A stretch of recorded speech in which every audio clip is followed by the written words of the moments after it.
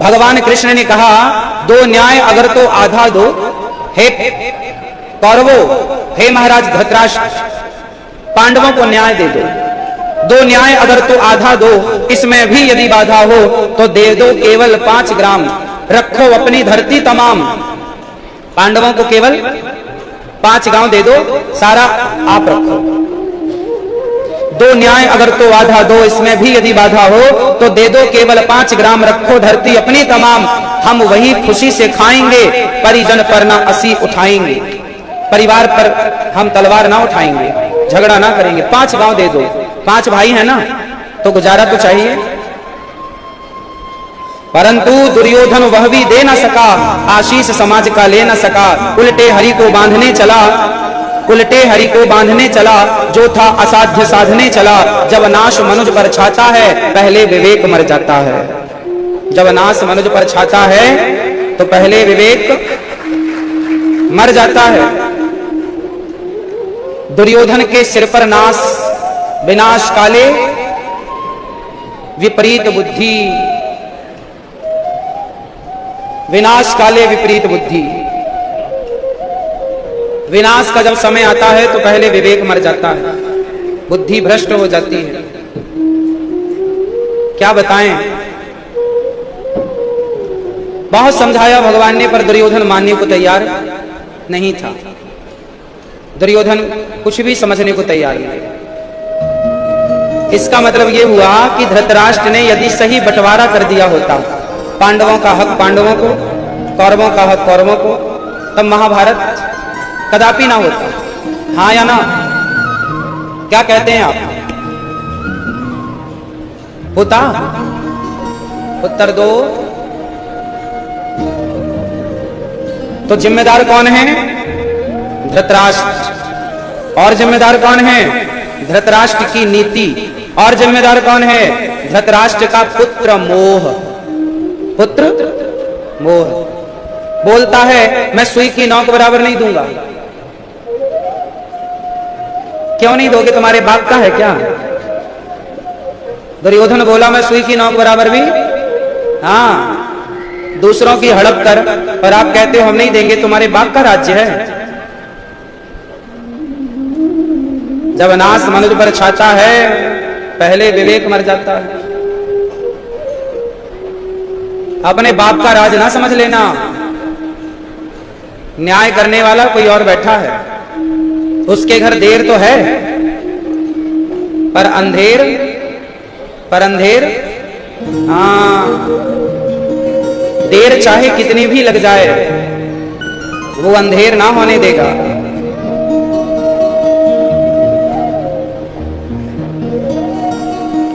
इसलिए भगवान पर भरोसा रखो। पांडवों ने भी भरोसा रखा भगवान पर, जब नहीं दिया। इसलिए आपसे हम कहते हैं कि आप लोग भी अपने मरने के पहले अपने बच्चों का सही सही बंटवारा कर देना। बंटवारा नहीं करोगे तो तुम्हारे मरने के बाद बच्चे आपस में लड़के मर जाएंगे। सही सही बंटवारा कर देना समझदारी है, और सही समय पर बंटवारा करना समझदारी है। महाभारत की पहली वजह है सही बंटवारा ना होना।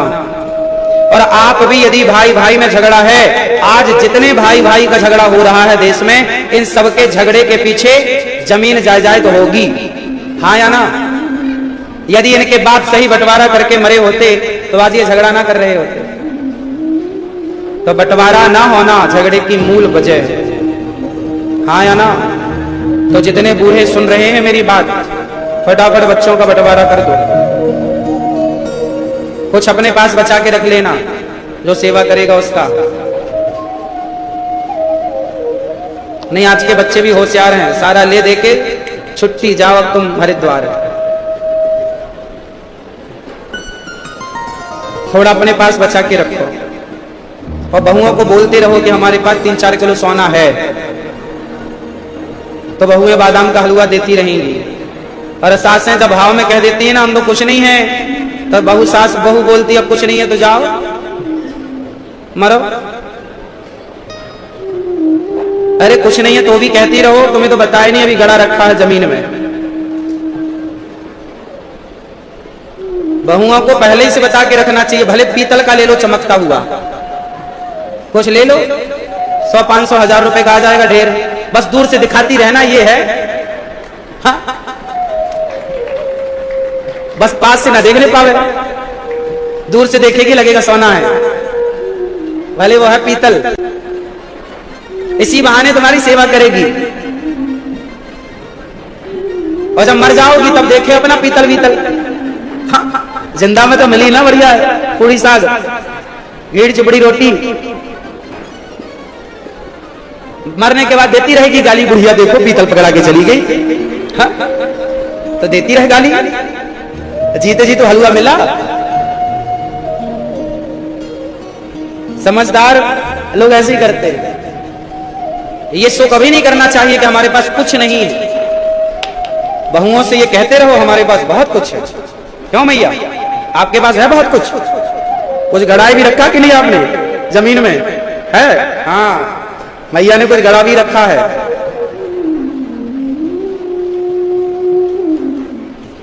पहले के लोग ना दीवारों में, जमीन में, पेड़ के नीचे कहीं ना कहीं माया गड़ा के रखते थे। क्यों मैया, आपने भी गड़ा रखी है चश्मा वाली मैया? कुछ नहीं गड़ाया, बहुएं सेवा करती हैं, फिर बढ़िया। भगवान महाभारत के युद्ध के बहुत सारे कारण हैं, उनमें से एक ये भी कारण है कि द्रौपदी ने बेवजह मुंह चलाया, कह दिया अंधों के अंधे होते हैं। हर जगह बोलना नहीं चाहिए, जहां बोलने की आवश्यकता है वहां तो बोलो, जहां बोलने की जरूरत नहीं है मत बोलो। इतिहास से सबक लेना सीखो। इतिहास से क्या लेना है? क्या लेना है? सबक। बेवजह बोलने से महाभारत होता है। बेवजह बोलने से क्या होता है? महाभारत मीन्स झगड़ा। समझदार हो तो बस ये याद रखो कि आपको बेवजह नहीं बोलना। क्या नहीं बोलना? जोर से क्यों बोलना? अच्छा, एक और कारण है महाभारत होने का, और वो महाभारत होने का कारण है भीष्म पितामह की चुप्पी। भीष्म पितामह जैसे लोग बहुत पावरफुल थे। भीष्म पितामह दुशासन के बाल पकड़ के 2-4 जमाते तो दुशासन का मनोबल कमजोर हो जाता, लेकिन सारा अपराध देखते रहे, सब कुछ सहते रहे, पर भीष्म पितामह ने एक शब्द नहीं बोला। और जब भीष्म पितामह जैसे लोग चुप्पी साध कर बैठ जाते हैं, तब समाज में महाभारत की स्थितियां उत्पन्न हो जाती हैं। आप गलत को गलत कहना सीखिए और सही को सही कहना सीखिए। यदि आपने चुप रहना सीखा, चुप भी रहिए वहां जहां चुप रहने की जरूरत है, वहां बोलना सीखिए जहां बोलने की जरूरत है। आप उल्टा करते हैं, जहां चुप रहना चाहिए वहां बोल देते हैं, और जहां बोलना चाहिए। भीष्म पितामह को चुप रहना था या बोलना सही था? बोलना था, नहीं बोला ना, महाभारत हो गया। एक थप्पड़ मारते दुशासन को, क्यों रे भाभी के कपड़े उतारता, पावर का प्रयोग करते ना, नहीं किया, महाभारत हुआ। जिन बच्चों को गोद में खिलाया पितामह ने, उनको आंखों के सामने मरता हुआ देखा। केवल पितामह की एक गलती थी, चुप रहा। चुप रहे, क्यों रहे आप चुप? बोला क्यों नहीं? इतिहास सवाल करेगा, जैसे आज हम पितामह से सवाल कर रहे हैं कि आपने बोला क्यों नहीं। इसलिए बाणों की सैया मिली। ये इतिहास आपसे सवाल करेगा। जब आपके साथ गलत हो, जब आपके सामने गलत हो रहा था, तब आप क्या कर रहे थे? क्यों नहीं विरोध किया? इसलिए आपके परिवार में आपकी पत्नी के साथ, मां के साथ, किसी के साथ गलत हो रहा है और आप यदि चुपचाप तमाशा देख रहे हैं, तो सवाल पूछा जाएगा कि क्यों चुप रहे, बोला क्यों नहीं? जहां बोलने की आवश्यकता है वहां बोलो, और जहां चुप रहने की आवश्यकता है वहां चुप रहो। तो कहां बोलना है, कहां बोलना है और कहां चुप रहना है? जहां चुप रहने की आवश्यकता है चुप, जहां बोलने की आवश्यकता है वहां बोलो। बिल्कुल बोलिए जहां बोलने की आवश्यकता है।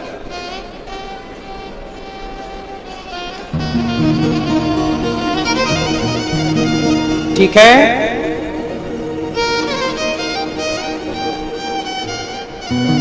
महाभारत होने के बहुत सारे कारण हैं। उनमें एक कारण है माता गांधारी। क्या कारण है? मैया,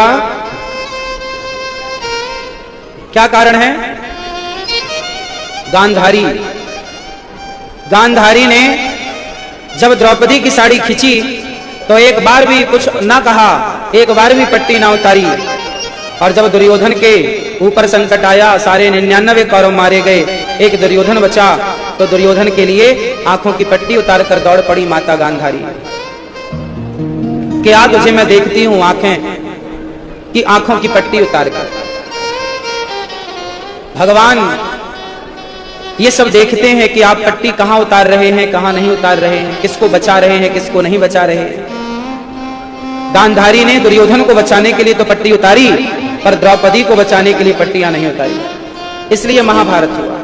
जब आप सत्य को नहीं बचाते, असत्य को बचाते हैं, तो महाभारत होता है और सर्वनाश होता है। यह महाभारत होने की मूल वजह थी, मूल कारण था। फिर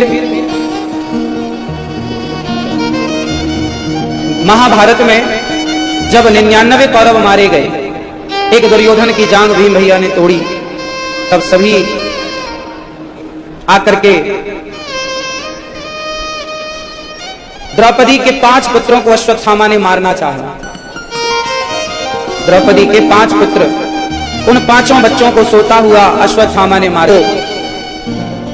अर्जुन ने लाकर अश्वत्थामा को खड़ा किया, द्रौपदी तेरे पुत्र का हत्यारा सामने खड़ा है, तुम जो दंड देना चाहो इसे दे दो,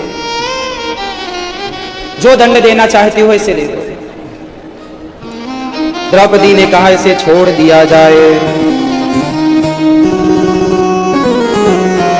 द्रौपदी ने कहा इसे छोड़ दो। क्यों छोड़ दें? क्योंकि द्रौपदी कौन है? तू कितनी अच्छी है, तू कितनी भोली है, वो प्यारी प्यारी है। जाती है मां भगवती लक्ष्मी की कृपा होती ही होती है। भागवत जब आप सुनते हैं तो भागवत के साथ साथ आप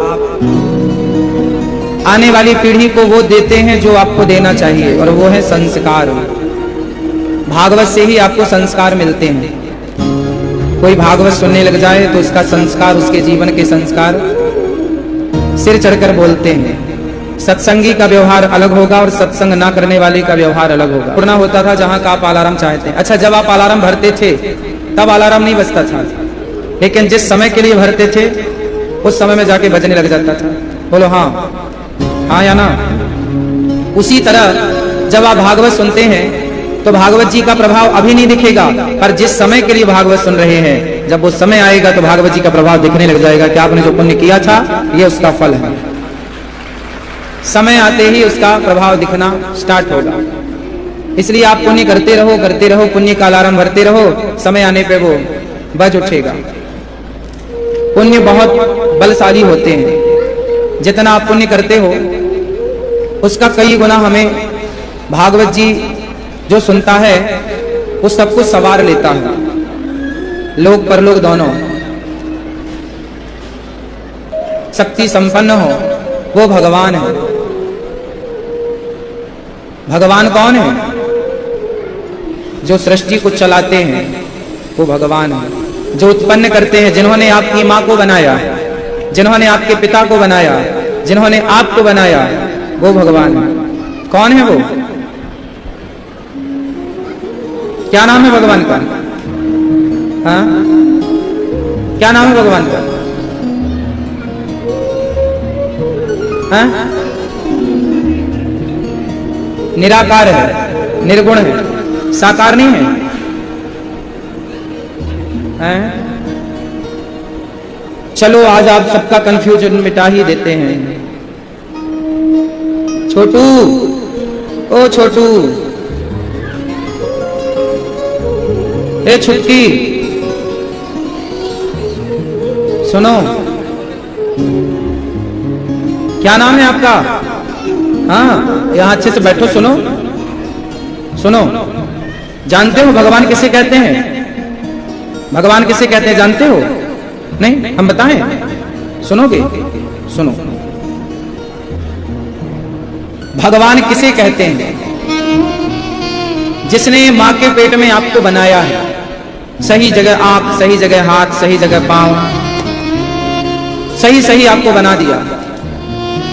भगवान उसे कहते हैं जिसने आपकी मां के आंचल में दूध की व्यवस्था तुरंत कर दी जैसे ही आप बाहर आए। हाँ या ना? तुम्हारी मां ने तो केवल आंचल से चिपकाया है, अपने पयोधर को आपके मुंह में दे दिया, आप पीने लग गए, लेकिन दूध भरने वाला आपकी मां नहीं थी। आप अपने आंचल में दूध आप ही नहीं भरती हो, कौन भरता है? वही भगवान है। और वो भगवान, उनका नाम क्या है? भगवान श्रीमन नारायण।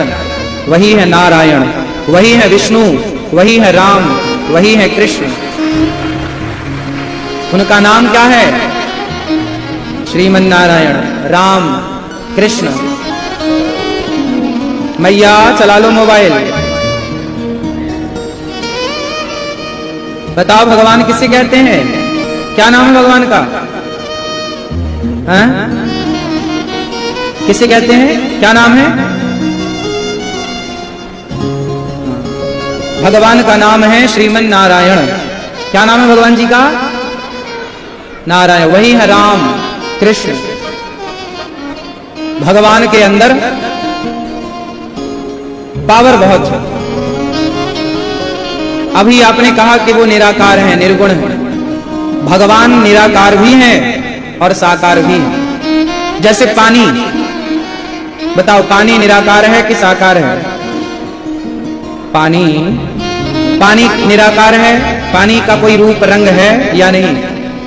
आकार है या नहीं? पानी निराकार है, पानी का कोई आकार नहीं। पर पानी जब बर्फ बनता है तो बर्फ का आकार होता है, हाँ या ना? पानी का कोई आकार नहीं होता, पानी निराकार है। इसलिए भगवान को कहते हैं निराकार। निराकार मीन्स नीर के आकार का। नीर मतलब पानी, जल। निराकार, ईश्वर निराकार, कोई आकार नहीं। जैसे पानी का कोई आकार नहीं, पर पानी जब बर्फ बनता है तो पानी का आकार होता है, हाँ या ना? उसी तरह पानी निराकार भी है और बर्फ बन जाने पर साकार भी है। उसी तरह भगवान निराकार भी है। उस निराकार को कहते हैं ब्रह्म। पर वही ब्रह्म, वही परमात्मा जब निराकार साकार बनता है तो उसी परमात्मा को, ब्रह्म को राम और कृष्ण कह करके बुलाते हैं। वो निराकार, वो निर्गुण सगुण साकार बन गया। किसके लिए? किसके लिए बना? भक्तों के लिए। किसके लिए बना? जोर से, क्या बन गए? साकार। सगुण ही अगुण ही नहीं कछु भेदा। सगुण में और निर्गुण में कोई भेद नहीं। भगवान का कोई रूप रंग थोड़ी होता है। वो तो भक्त जो भाव बनाए। जैसे आज से 482 साल पहले, आज के दिन, आज से 482 साल पहले श्री राधा रमण जी प्रकट हुए। कौन प्रकट हुआ? जोर से। राधा रमण जी। आज का दिन 482 वर्ष पहले एक घटना घट गई। भगवान तो निराकार है, तो निराकार भगवान का रूप है शालिग्राम। शालिग्राम जी कौन है? बोलो। निराकार। शिवलिंग कौन है? निराकार का ही स्वरूप है शालिग्राम जी और शिवलिंग, वो निराकार है। तो 482 साल पहले श्री गोपाल भट्ट जी, जिनके पास शालिग्राम जी थे और वो उनकी सेवा पूजा करते थे, एक दिन कोई भक्त आए और उन्होंने कहा कि भैया मैं सबके ठाकुर के लिए ड्रेस लाया हूं, वस्त्र लाया हूं, सब अपने अपने ठाकुर का नाप दे दो, मैं तुरंत बराबर सबके ठाकुर की, सबके भगवान जी की ड्रेस बना के दूंगा। तो सबने अपने अपने भगवान जी का नाप दे दिया। फिर उस आदमी ने पूछा श्री गोपाल भट्ट जी से कि आपके ठाकुर जी कैसे हैं? तो उन्होंने कहा कि हमारे ठाकुर तो गोल गोल हैं, शालिग्राम है, इन्हें क्या कपड़ा पहनाएंगे। वो आदमी तो चला गया, पर गोपाल भट्ट जी के मन में भाव आया कि काश मेरे भगवान भी कोई रूप में होते, सुंदर सी इनकी आंखें होती, सुंदर से इनका हाथ होता, सुंदर से चरण होते, तो मैं भी इनको बढ़िया वस्त्र पहनाता, इनका श्रृंगार करता, मैं भी इनके सेवा करता। ये भाव जागा, और जब भक्त के अंदर कोई भाव जागता है तो भगवान उस भक्त के भाव का आकार लेते हैं। भगवान का अपना कोई रूप नहीं है, भक्त के अंदर जो भाव का रूप प्रकट हुआ, उसी रूप में गोपाल भट्ट जी के प्रेम के कारण उन्हें साकार रूप चाहिए था, तो निराकार शालिग्राम भगवान साकार राधा रमण जी के रूप में परिणत हो गए देखते देखते। और वो दिन था आज का वैशाख पूर्णिमा, आज से 482 साल पहले की यह घटना है। आज भी राधा रमण जी ये कोई पाषाण शिला पत्थर की मूर्ति नहीं, ये तो भक्त के भाव की मूर्ति है, प्रकट मूर्ति है, प्रकट विग्रह है। इसलिए शालिग्राम, इसलिए राधा रमण जी का दर्शन हो या बिहारी जी का दर्शन हो, इन्हें मूर्ति के रूप में देखना नहीं चाहिए, इन्हें साक्षात भगवान के रूप में देखना चाहिए। ये कोई मूर्ति नहीं है, हाथ से गढ़ी रचनाएं नहीं।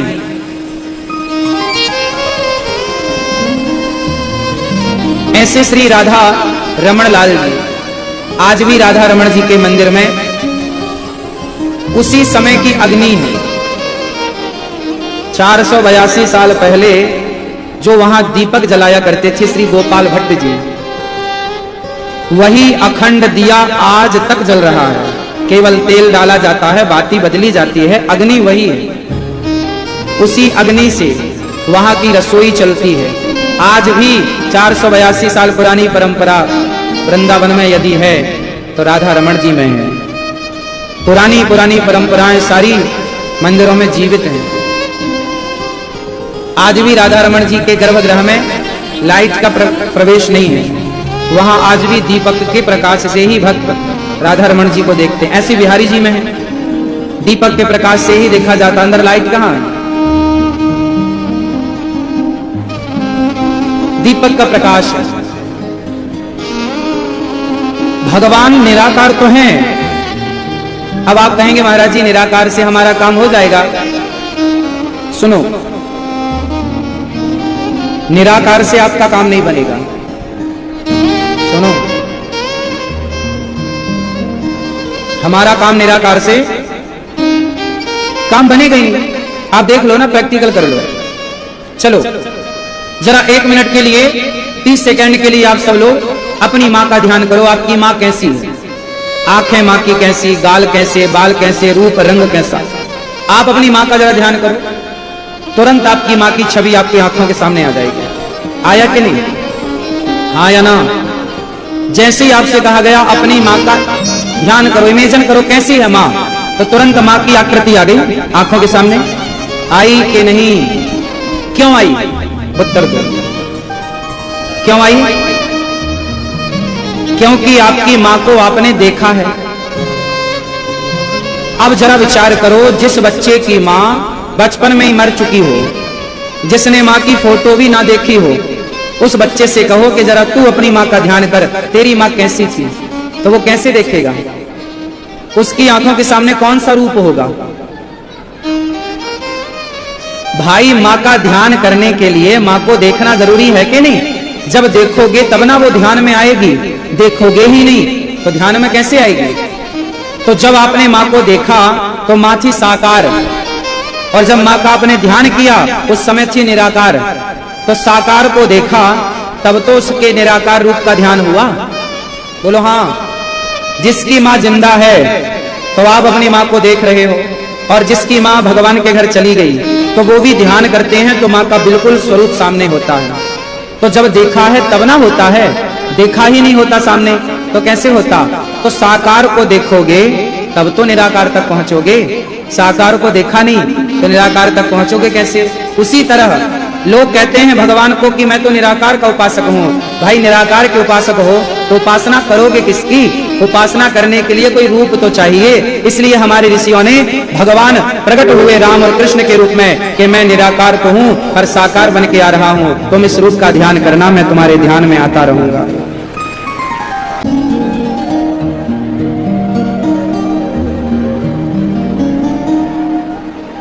पीछे चेक कर लो, सब चालू है बॉक्स, छोटी वाली लाइनर चेक कर लो पीछे। आवाज आई? पीछे आई? हाँ। तो आपसे हमने सवाल किया कि धर्म बड़ा है कि कर्म? क्या बड़ा है? क्या बड़ा है, कर्म या धर्म? बेटा वो बह रहा है, सुन बेटा सुन, धर्म बड़ा है कि कर्म? क्या बड़ा है? कर्म बड़ा है कि धर्म? तो बोलना भैया, देखो ना तुम, क्या बड़ा मानते हैं आप लोग, कर्म को या धर्म को? क्या बड़ा है? कर्म। एक तरफ कर्म है, एक तरफ धर्म है। क्या बड़ा है? धर्म। तो धर्म किसे कहते हैं? धर्म किसे कहते हैं?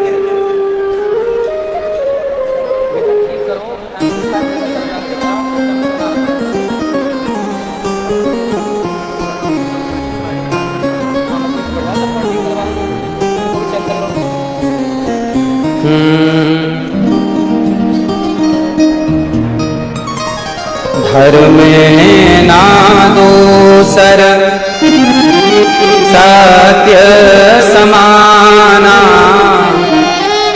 आगम निगम पुराण बखान।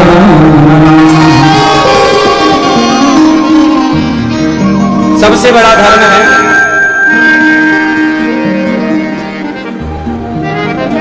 परहित करना, परोपकार। धर्म किसे कहते हैं? आप बताओ, धर्म किसे कहते हैं? हाँ, नहीं पता? धर्म किसे कहते हैं आप? जल्दी बताओ। नहीं, धर्म किसे कहते हैं? सत्य को धर्म कहते हैं, दया को धर्म कहते हैं, परोपकार को धर्म कहते हैं। जहां परोपकार है, परोपकार की भावना है, वहां धर्म है। जहां सत्य है वहां धर्म है, जहां सत्य नहीं, परोपकार नहीं, वहां कुछ नहीं। इसलिए सबसे बड़ा धर्म है परोपकार, सबसे बड़ा धर्म है सत्य।